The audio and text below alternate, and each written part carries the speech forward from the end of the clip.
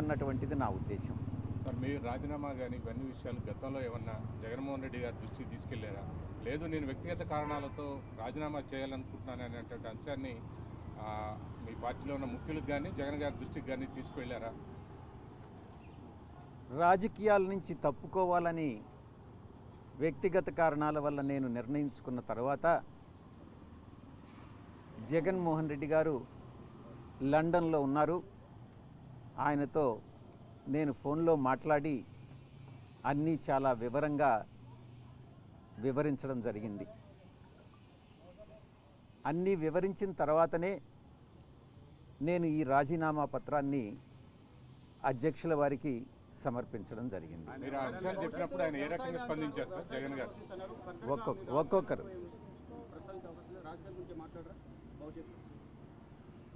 భవిష్యత్తులో ఒక్కసారి రాజకీయాల నుంచి తప్పుకున్న తర్వాత రాజకీయాల గురించి మాట్లాడడం అన్నటువంటిది సమంజసం కాదేమోనని నా ఉద్దేశం.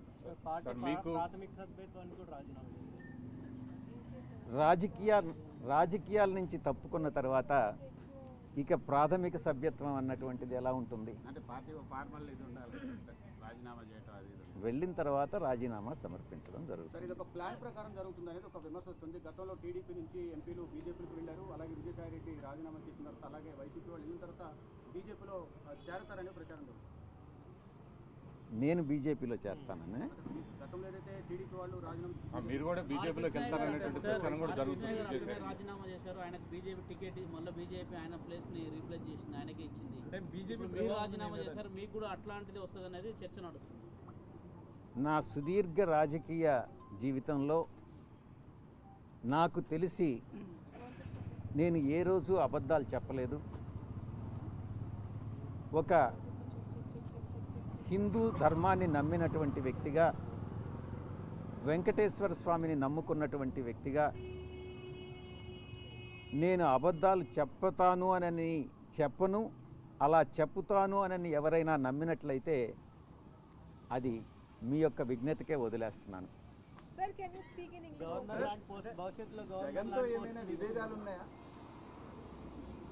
నేను ఇప్పుడే చెప్పాను కదా, జగన్ గారు ఈరోజు కాదు, 4 దశాబ్దాలుగా 3 తరాలుగా రాజారెడ్డి గారి దగ్గర నుంచి, రాజశేఖర్ రెడ్డి గారి నుంచి ఈరోజు జగన్మోహన్ రెడ్డి గారి వరకు 3 తరాలుగా ఆ కుటుంబంతో సన్నిహిత సంబంధాలు ఉన్నటువంటి వ్యక్తిగా నేను ఒక్కటే చెప్తా ఉన్నాను. ఈ జీవిత కాలంలో ఏ రోజు కూడా ఆ కుటుంబంతో విభేదాలు అన్నటువంటివి రావు, ఇంతవరకు లేవు, భవిష్యత్తులో కూడా వచ్చేటటువంటి అవకాశం లేదు. కేసులో మీరు కూడా ఉన్నారు కేసులో. సో ఈ కేసులకు సంబంధించినటువంటి వ్యవహారంలో బీజేపీ కానీ ఇతర పార్టీల నుంచి వస్తున్నటువంటి ఒత్తిడి వల్ల ఇటువంటి నిర్ణయం తీసుకున్నారనేటువంటి చర్చ కూడా జరుగుతుంది. ఏ అక్రమ ఆస్తుల కేసు?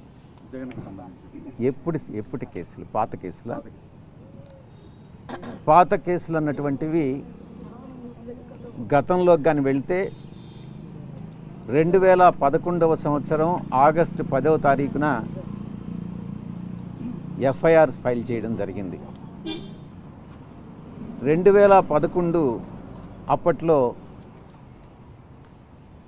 ఎన్నో ఆశలు చూపించినా కూడా, నన్ను అప్రూవర్గా మారమని ఎంత బలవంత పెట్టినా కూడా,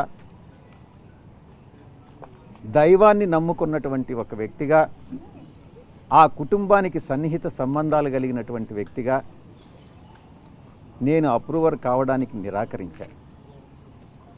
ఆ రోజు పరిస్థితే ఈరోజు కూడా. ఎటువంటి పరిస్థితుల్లో దైవాన్ని నమ్మేటటువంటి వ్యక్తి ఎప్పుడు కూడా అబద్ధాలు చెప్పడు, ఒక వ్యక్తికి మోసం చేయడు, నమ్మక ద్రోహం అన్నటువంటిది ఉండదు, వెన్నుపోటు రాజకీయాలు, వెన్నుపోటు వ్యాపార లావాదేవీలు ఉండవు అని నేను చాలా స్పష్టంగా చెప్తా ఉన్నా. కూటమి ప్రభుత్వం అధికారంలోకి వచ్చిన తర్వాత కూడా మీపై చాలా కేసులు పెట్టాయి సార్. మరి ఈ కేసులన్నీ ఎట్లా ఎదుర్కోబోతున్నారు? రాజకీయాల నుంచి బయటకు వెళ్తే తదుపరి ఈ కేసుల విషయంలో ఏ విధంగా వ్యవహరిస్తారు? కూటమి ప్రభుత్వం అధికారంలోకి వచ్చిన తర్వాత నా మీద మొట్టమొదటిగా పెట్టినటువంటి case Kakinada seaports limited case. నేను ఒక్కటే చెప్తా ఉన్నా, ఇంతవరకు నా మీద లుకౌట్ నోటీస్ ఇచ్చారు, నన్ను అక్యూజ్డ్ నెంబర్ 2గా చేశారు.